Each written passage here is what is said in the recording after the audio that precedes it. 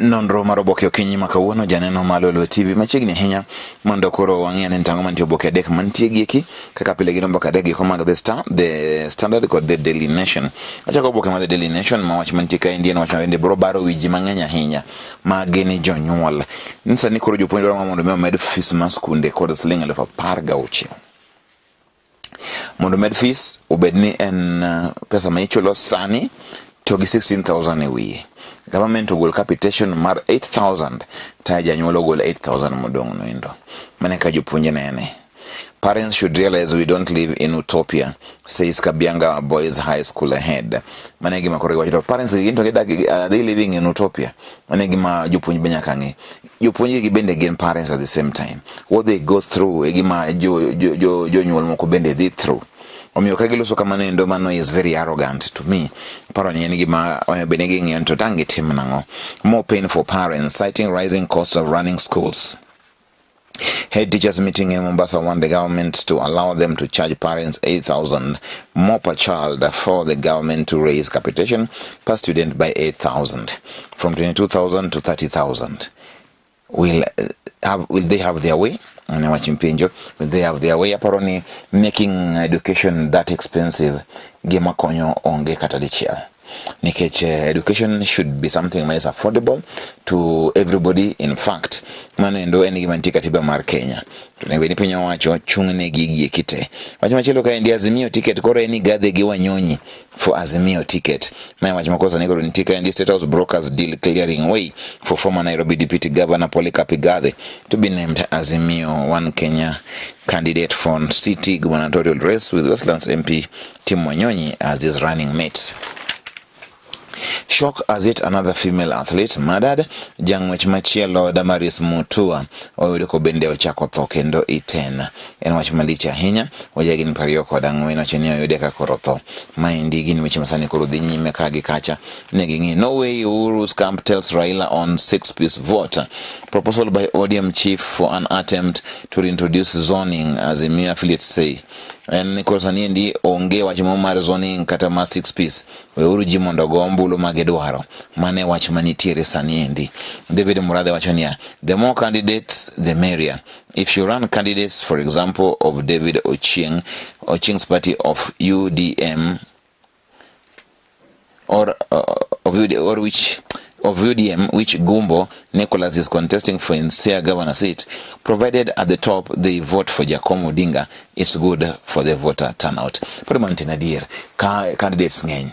So ni Raila dhiyo kura mang'eny mano endo ma president mane wach mantiere kanyo endo miyo oeji ochung' kaka gidwaro. UDA rakes in 3.3 million from losers.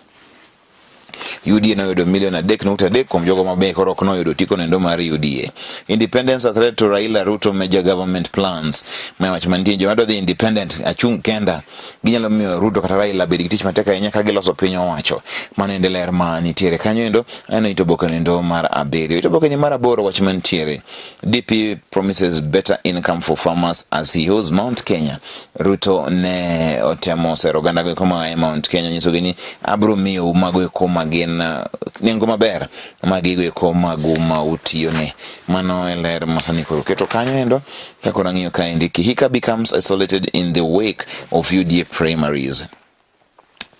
The senator has been involved in supremacy battle with the MP for Bahati Kimani Ngujiri over the control of UDA in Nakuru County.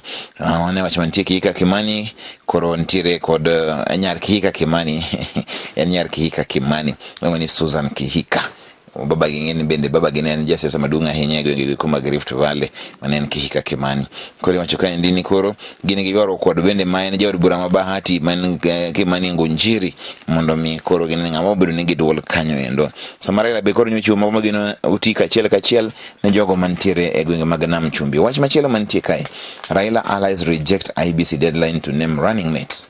Raila gijogo wacho ni ok bichuno mondo mi waket running mate wa gi ndala par modong' ni mano ok wabi ngang mano gima mondo weru godo sambene ko Raila wuok dhi e piny endo mar America wuodhno endo ma bende broka juma achiel.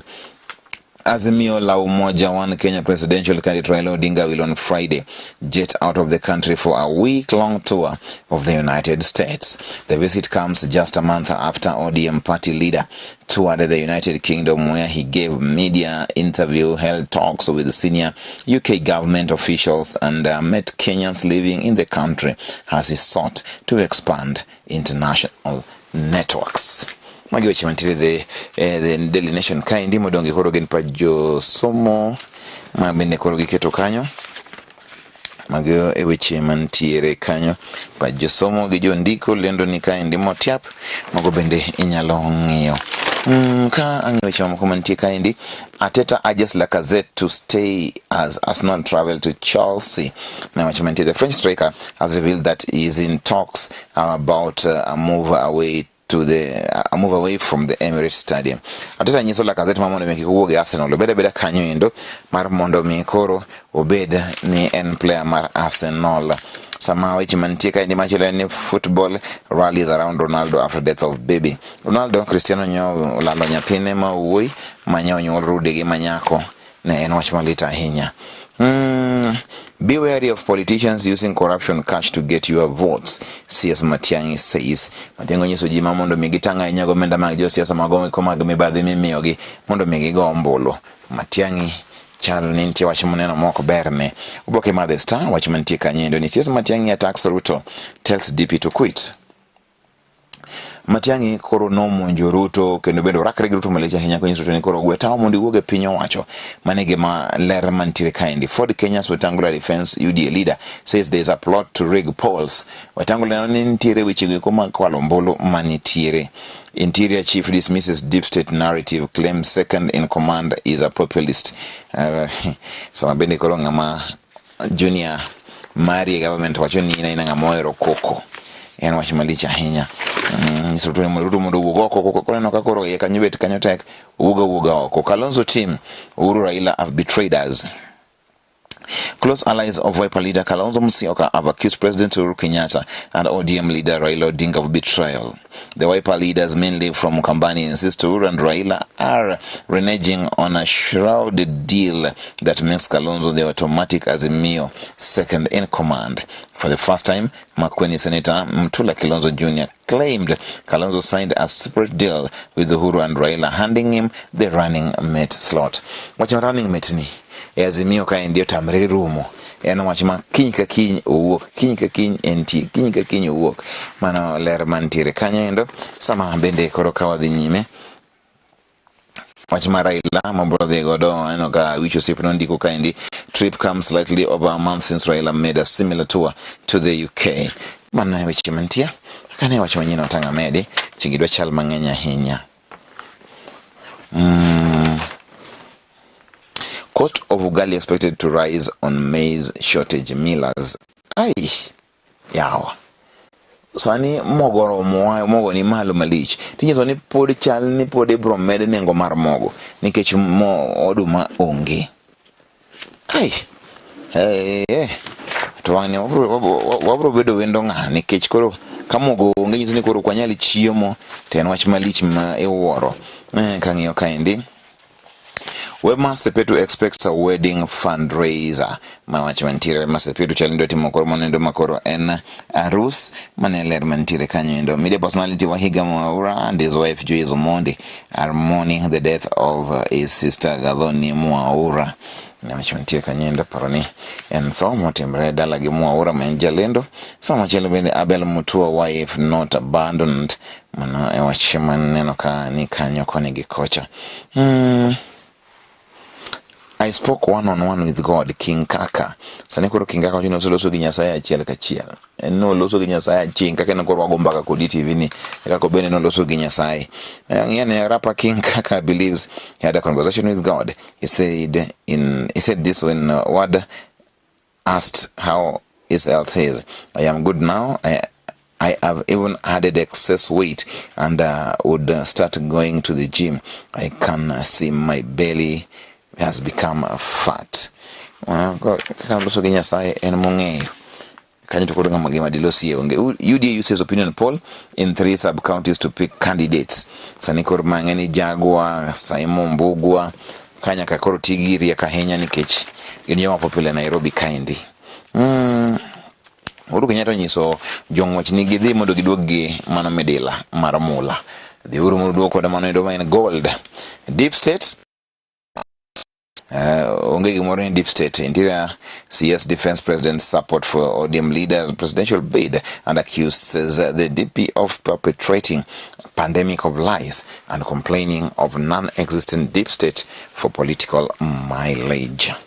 Matiangi por kuru to niru to ai wichi mang'eny migo e koko mago wichi ma ohera mondo miogo e koko. Kama vile nyime and running mate headache for Azimio la Umoja as leaders dig in maendeleo antika indi mara Azimio en wache mateka hinya ne Raila Kalonzo dwaro gino makapono komira kwa kene bobedo nango Nasir fresh headache as Shabal hints he may vie as independent mewachimantie from Vita I go to Likoni Changamwe Jomvu Nyali Kisauni to listen to the views of the people.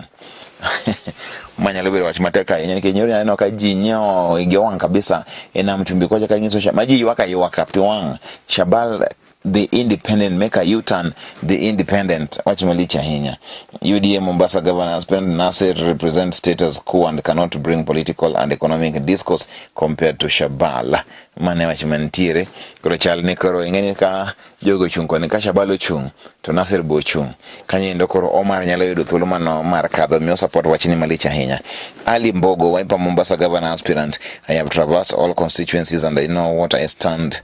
I know that I stand a good chance. I will soon announce my running mate who will be a woman. Wachinganyika indi pepa nitowacho niya timu Wanyonyi maintains is still in city governor race kocha taneno kago niko ronedhi bedo running mate mari Gathi kora dir mantie to kwang'eyo gimang'eyo ni ngati to chal ni ok dhi bedo ni en candidate Nairobi kaendi wane wach mantiere mano eler mano ka nitie ka achiel kachiel mitang' med kaendi onge paro ni wach maduong' mantie tough task for Arsenal as they seek to fire back at Arsenal. Mind you, makawuono Everton did go to Leicester City, Newcastle they go to Crystal Palace, Man City give Brighton. Mind you, to go majidwane na hinya ni brother nadi. Ay korokinyi Southampton go to go team nendo mar Burnley. Maneler mantie kanyo. Diching tino manyoro. Manchester United nyo mote bade. Manchester nyokelo nyaka jotugo kuma anangi awe mani gikelo nyaka jotedo matidune giga hotel mar Manchester kanyo ni die cooks mag players be chupo kama gonya nyaka kelo nyaka jotedo mondo ga koroteka nyaka korono tek ne Manchester cha Jones bogutugo any game in the season tayo kaw Jones oketi to gi defenders a beach kore ka baone podo yu akadi bawangwen Manchester United nyanyiso nyoro kawantie kaindi ni so ni Liverpool is the best team in the world. Kwetu Liverpool nyaka ikri makare. Kata kama noendo nyo gombo ni mundu bedi ya beach kadhi nyime to nyeo tony nyeo kawa ngwen koro nyiso ni koro season ni endi Liverpool go 9-0 man lervantire nje Manchester United man to klichi gini wechi ko magadula giwanye mora kabisa ni jite nyo chunkuru Cristiano Ronaldo Anfield daka mara biro matugo no jite nyo pamo Manoendo kakoro gichunko Ronaldo emasira masani koro entiere godo a very good sporting gesture mano en gima ber kabisa kawuono ni endi obono maibutu kawuono kakoro waikre ni tuke mabende biro nyime kanyo podwan ma Liverpool will never walk alone.